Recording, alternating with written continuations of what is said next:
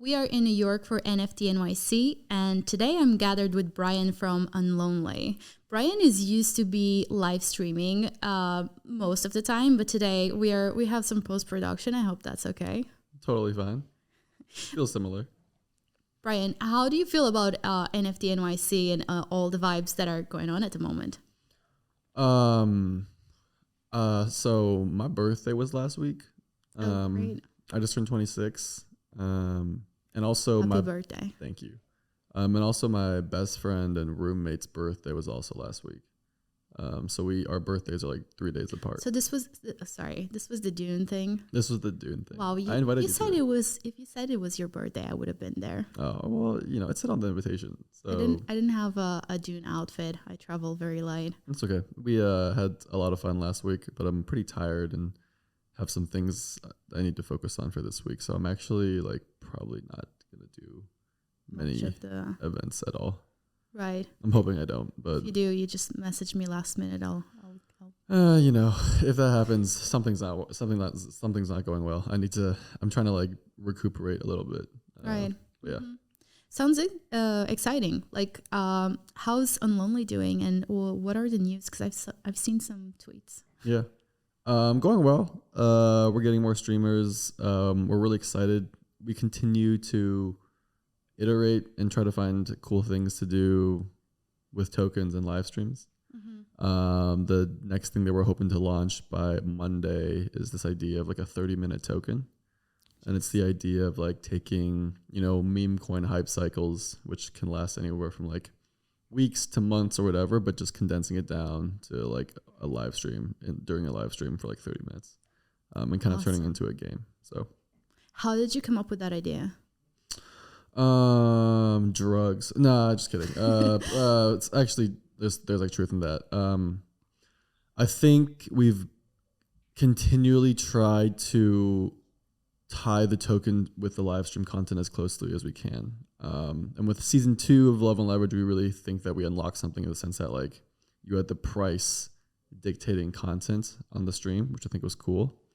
To me, it was the obvious next step that we take was having the lifespan of the token match the live stream.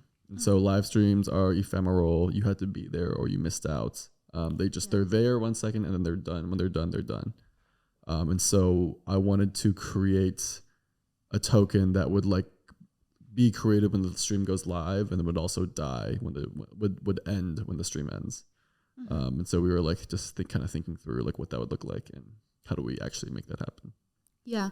In mainstream media, when live stream was introduced, there was a bit of a narrative that it would replace TV.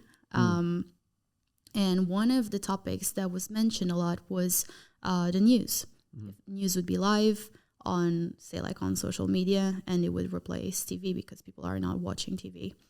Mm-hmm. What would be the version of that in Web3 for live? What would be the version of TV? I mean, live streaming becoming. So we went from TV to social media, and now we're in Web3. There's more dynamic at play. For example, the voting on the outcome of something. Mm-hmm. Do you see that this could bring a substantial difference for live streaming, the dynamic, the whole dynamic for live streaming? Definitely. I am the way I view Unlonely is very much how do we create the most financialized live stream possible. And what does that really mean? It just means having money and speculation be as core to the live stream experience as possible. In my head, that's actually the only way you can succeed with live streaming, because hosting live streaming infrastructure is actually really expensive. And for example, Twitch, they're still unprofitable even after they got acquired by Amazon. And it's pretty much just because if it costs them 10 cents to host a live stream, to send someone a live stream for an hour, that user needs to be spending and generating more than 10 cents of revenue. That's not happening right now. And so from a first principles standpoint, I hate that I even use that phrase, but I've been listening to a lot of like the All In podcasts, and they talk about first principles a lot. And I actually think that it's like a good phrase. I hear myself and I'm like, wow, that's cringe. What happened to you, Ryan? But like from we embrace the cringe. Yeah, from like a first principle standpoint, like we have to be profitable, and so how do I increase the average revenue generated per user? And pretty much every time we've kind of stepped towards tokens with live streams and like combined the token with the live stream more and more, we have seen an increase in average revenue per user. So live stream started with you would just tune in and watch, and then you started to see people were able to comment, and that brought like a new dynamic where the person watching can contribute to the content because you're reading the comments while you're watching. Then it evolved into you're able to send gifts. So the person that is live streaming is getting tips, let's say. And then we've seen like the live shopping with e-commerce, TikTok. Huge. And with Unlonely, we're seeing the ability to vote on the outcome of things. And I'm imagining you're adding way more interactions around content. How do you see that playing out? Like fast forward like 5 years in time, what is the bigger vision for live stream? Yeah, so I mean, I would argue that the voting part is less important to Unlonely, and it's more about speculation in general. We had this token, and yes, you could sort of vote with buying the token or selling the token, but at its core, it was still like a token that you could make money off of. Yeah, I think you're like what you said about like the history of live streaming is very true. How it started with like, just like being a social thing, and then the first way people monetized was with donations and gifts, and then it became more e-commerce. To me, I think where I see live streams heading is in a like money in, money out speculative nature. So like right now, a very popular live streaming category is like gambling. It's just like watching people, like watching your streamers, play slots or like play poker and things like that. Right. And that's like fun as content, but you as the viewer aren't like actually playing with them. You're just kind of watching them.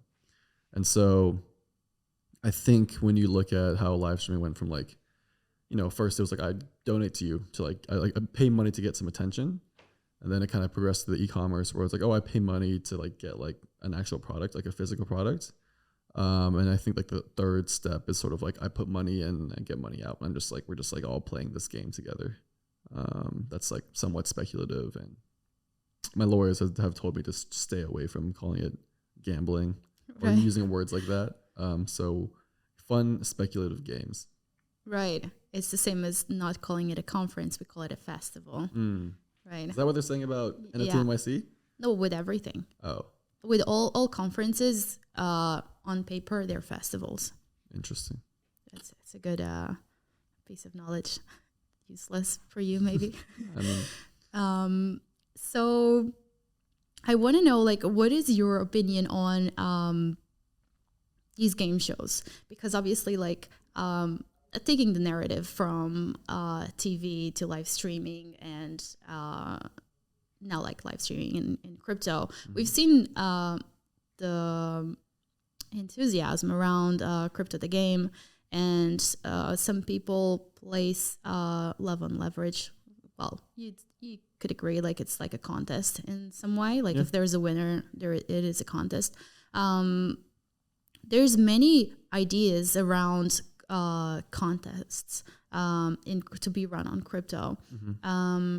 Is this something that you're looking to like play with on Unlonely, like to sort of like set the example and inspire users to create their own contests, or it's not something that you're actually as aligned with? Yeah, I mean, I think that was the goal, was to run these game shows ourselves, test features, and at the same time hope like that we could inspire other people to do shows similarly.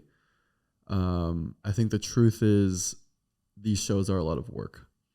And I am not the right person to talk about this because I don't like all the production stuff is handled by Grace, my sister. But if she were here, what I would guess is that she would say that there are a lot of work and a lot of managing people and making sure people come in and finding, matching people and marketing. It's a ton of work that goes into these shows. And so they were great for Unlonely when we were nothing and we were small and we just needed to make a splash and people needed to hear about us and, you know, figure out what was going on.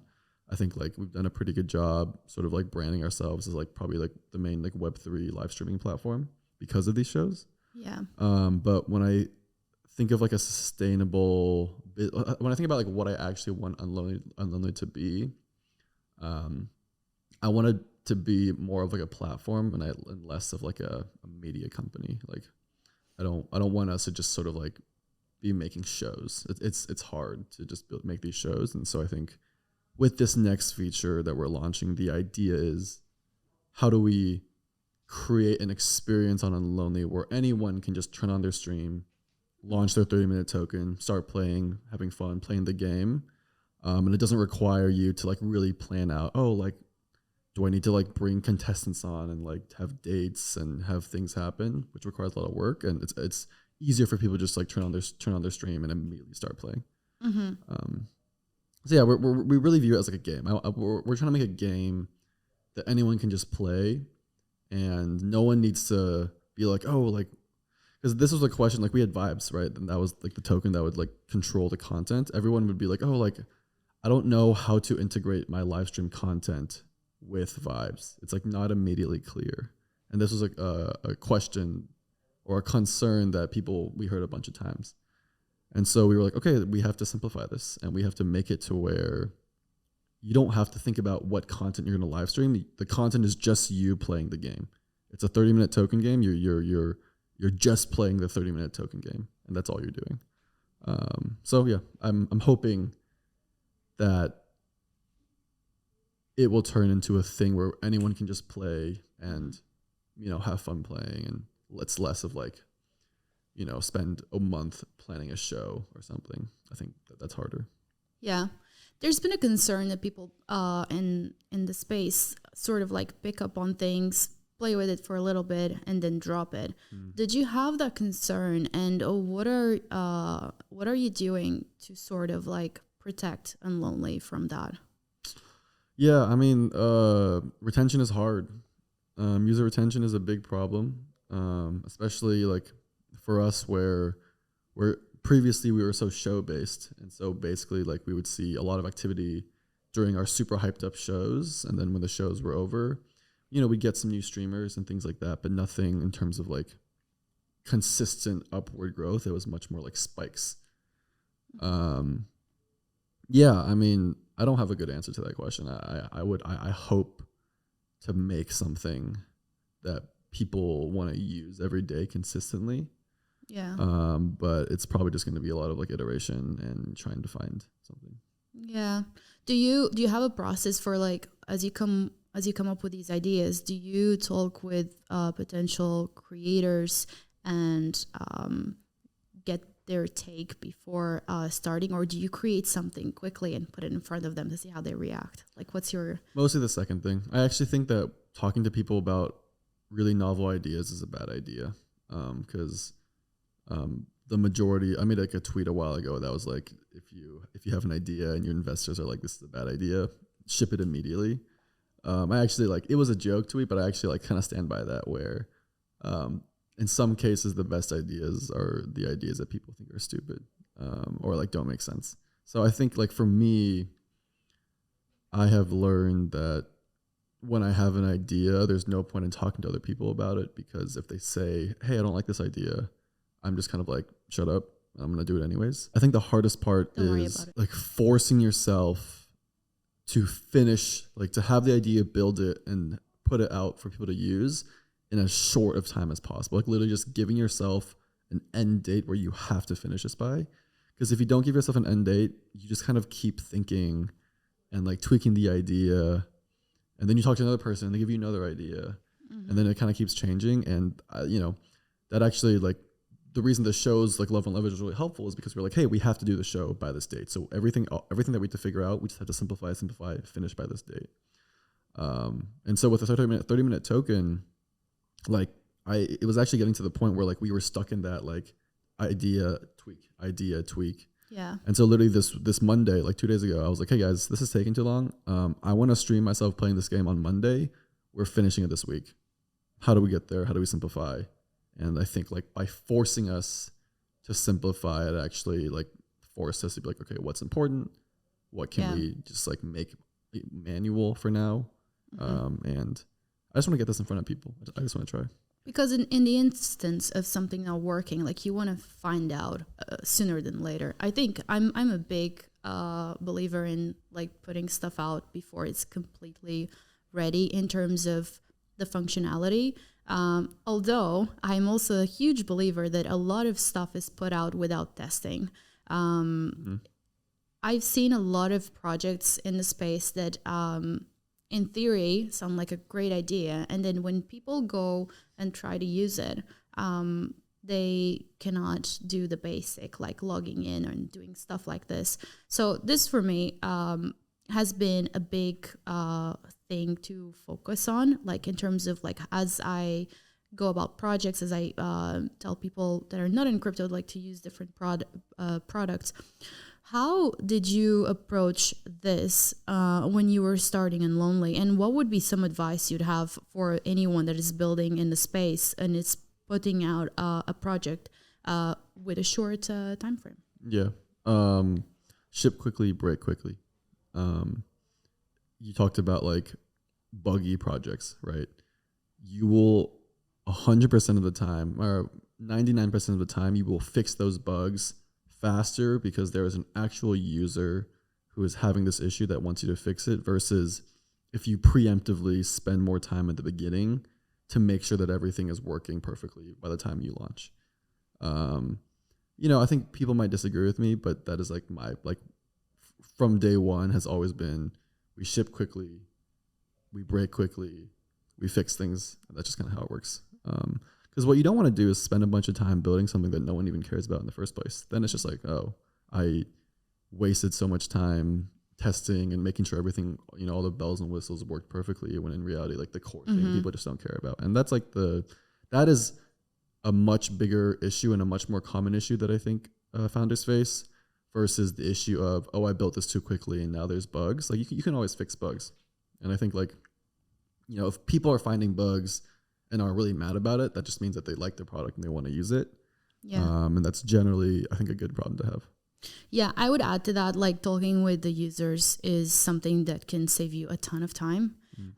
Users will tell you more or less what they want. They might say it in like some weird ways, but people know what they want, and they if you allow like room for them to literally roast you and your product, you get to the answer like so much faster.